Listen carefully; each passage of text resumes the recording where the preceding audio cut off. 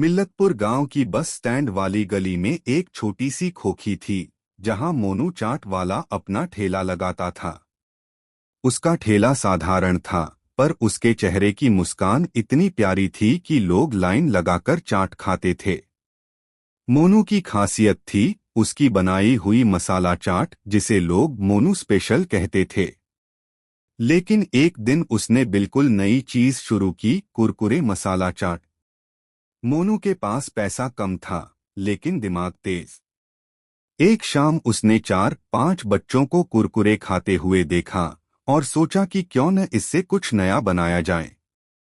वह बोला, कुरकुरे तो सब खाते हैं, पर मैं इसमें अपना तड़का लगाऊंगा। अगले दिन उसने कुरकुरे को प्याज, टमाटर, धनिया, नींबू और अपनी गुप्त चटनी से मिलाकर एक कटोरी किसी बच्चे को चखाई। बच्चे की आवाज निकल गई, वाह मोनू भैया, ये तो जादू है। बस वहीं से मोनू की कुरकुरे मसाला चाट मशहूर होने लगी। गांव के लोग, बस आने जाने वाले यात्री और यहां तक कि स्कूल के टीचर भी उसके ठेले पर रुकने लगे।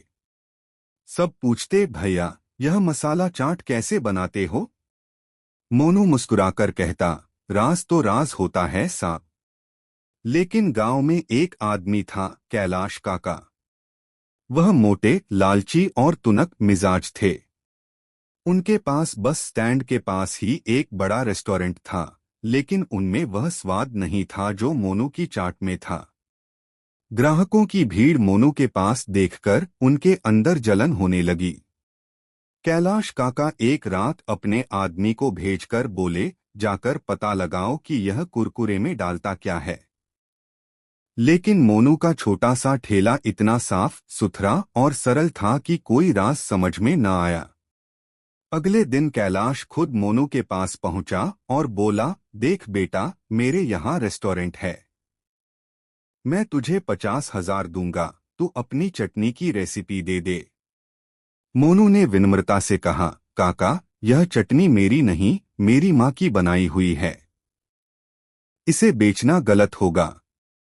कैलाश गुस्से में चला गया और मन ही मन बोला, अब देख तेरी चाट कौन खाता है। अगले दिन उसने अफवाह फैला दी कि मोनू कुरकुरे चाट में गंदा तेल डालता है। कुछ लोग डर गए और चाट खाना बंद कर दिया। ठेला फिर से खाली होने लगा। मोनू उदास होकर घर लौटा।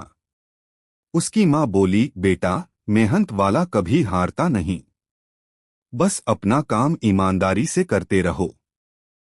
अगले दिन मोनू ने सोचा, आज भी ठेला लगाऊंगा, चाहे कोई आए या ना आए।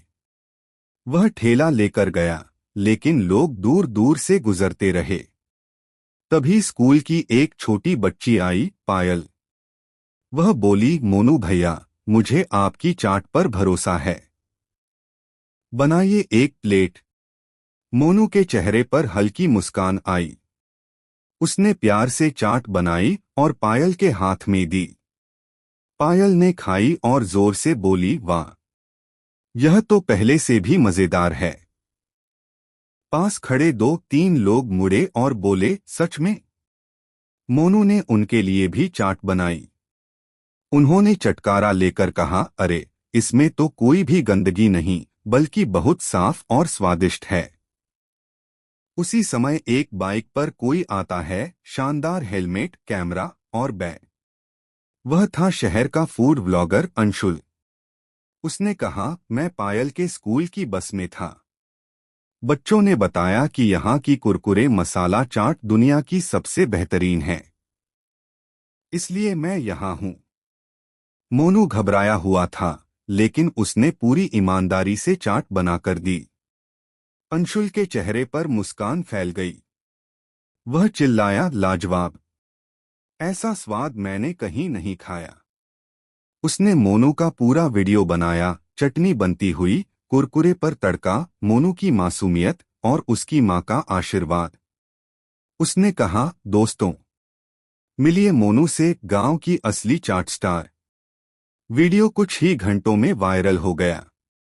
अगले दिन बस स्टैंड पर इतनी भीड़ हो गई कि मोनू को 2 और टेबल लगाने पड़े। गांव के लोग भी समझ गए कि कैलाश ने अफवाह फैलाई थी।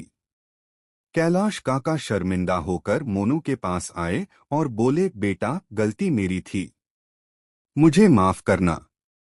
मोनू मुस्कुराकर बोला, काका, गलती से बड़ा इंसान होता है, माफी स्वीकार। कैलाश की आंखें नम हो गईं। उस दिन से मोनू की चाट सिर्फ स्वाद की नहीं, बल्कि इंसानियत की कहानी भी बन गई। आज भी मिल्लतपुर में अगर कोई कुरकुरे मसाला चाट खाने आता है तो वह बस एक बात जरूर बोलता है, भैया, मोनू वाला जादू चाहिए।